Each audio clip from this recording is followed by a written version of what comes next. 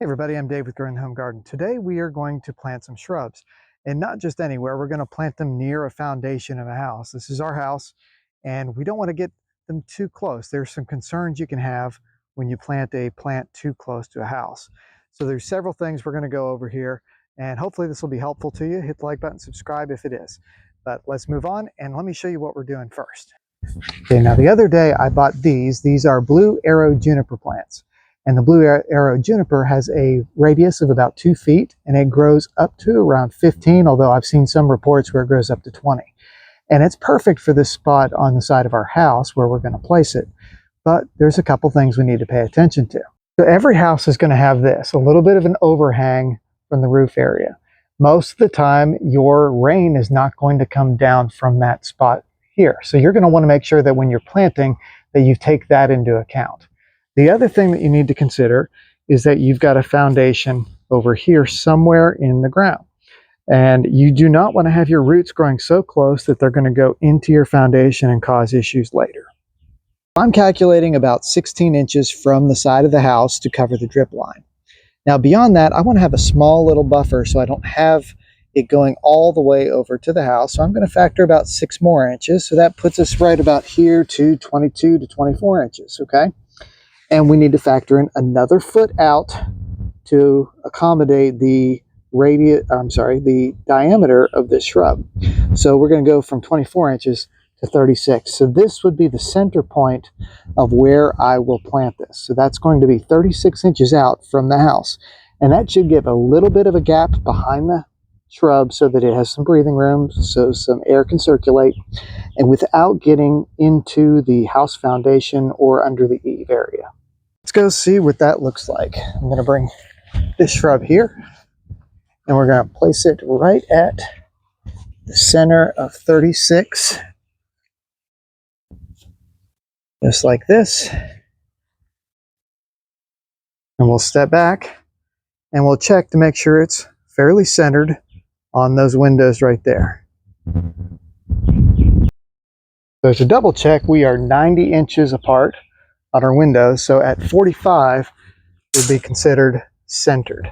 About right to this location here on the wall as our center point. Now with our shrub in place, I'm going to come around the outside of the pot, and I'm just going to carve a little bit of a line into the ground where I want my hole to end up.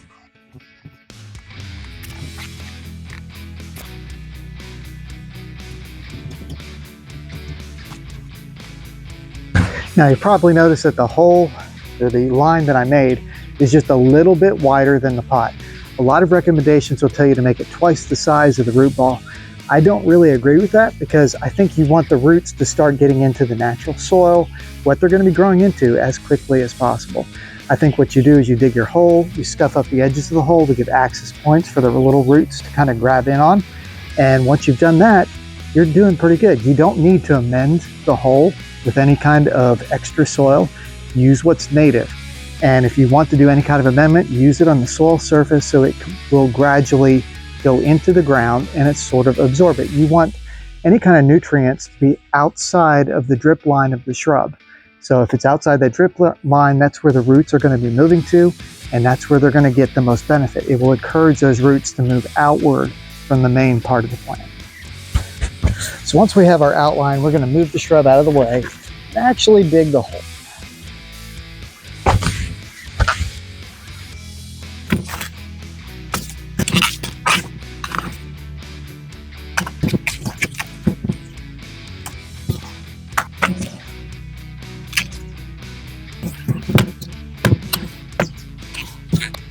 So if you're planning on a bit of a slope, plan on putting the back side of the plant just up even with where you've excavated, and then the front edge will be just a little bit higher, and then you can kind of build up a little more soil on the front edge and get a nice balanced approach for your tree to go in. Okay, so we've got our hole dug here, and we're going to check and see if we got it deep enough. And for that, we're just going to come over here to our plant, and we're going to try to remove it from the tub. What I find sometimes is helpful, if you've got one that is really kind of stuck, if you start, just kind of give it some gentle taps and hits on the side, and then it should loosen up and slide out pretty nice and easy. And we can get a little bit of a look at the root system of this shrub. You can see it's got quite a bit of dirt down there. The roots are not terribly dense, which is probably a good thing. It will give it plenty of time for it to grow nice into our own soil right here. So then we'll slide it in the hole and see how it fits.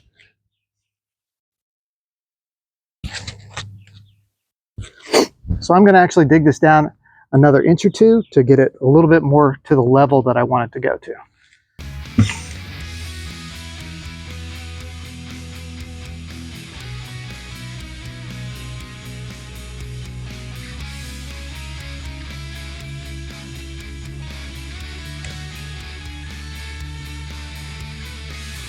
So I took a little step backward and I took a look at where it was, and it looked like I've got this a little bit too far to the right. So I'm going to kind of pull this hole over just a little bit, reset this, and get it nice and centered on the wall.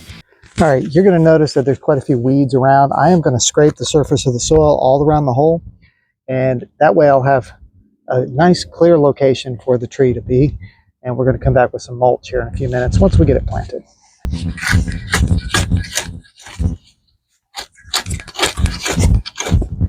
So into the sides of the hole, we're going to scuff it up just by hitting the edge of the shovel a little bit, crisscrossing it some. That'll give the roots a good spot to grip into. Occasionally you might hit a rock. We pulled one out a second ago. Just like that. And then we take our shrub and we stick it in its new home. Just like this. Position it how you want it to be. Make sure it's nice and straight.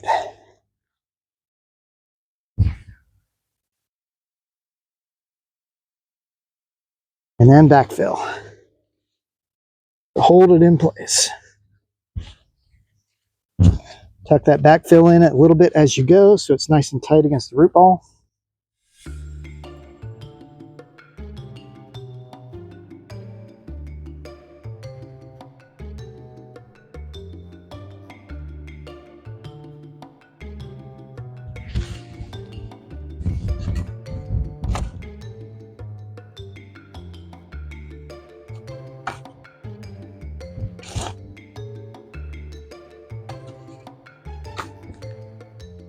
Pull out any weeds that might have snuck in on you.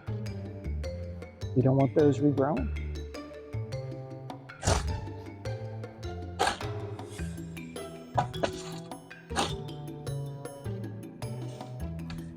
Tamp everything down as good as you can. Some people recommend using the back end of a shovel like that. Kind of tuck it in and then backfill with a little bit of more dirt, soil, whatever you want to call it. And of course, the last step is to give it a good, thorough watering. And if you don't have one of these watering wands, I highly recommend them. They really save your back when you're doing a lot of watering. But I've got this just on a shower setting. We're going to give it a good, thorough soaking. Now, it also helps if you plant your trees and shrubs a day or so before a storm, before rain weather comes. That way they are getting full benefit of natural rainwater as it comes down. And just like that. Now, next thing we're going to do is put some mulch on top.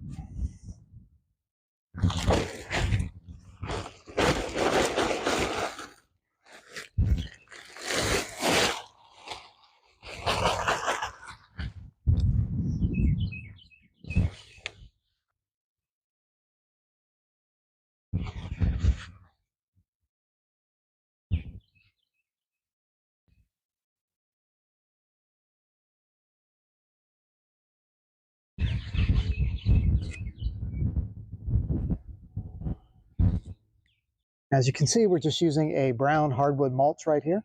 You could use a lot of different things. You could use pine needles, you could use cedar, just whatever you prefer to use for your mulch is good.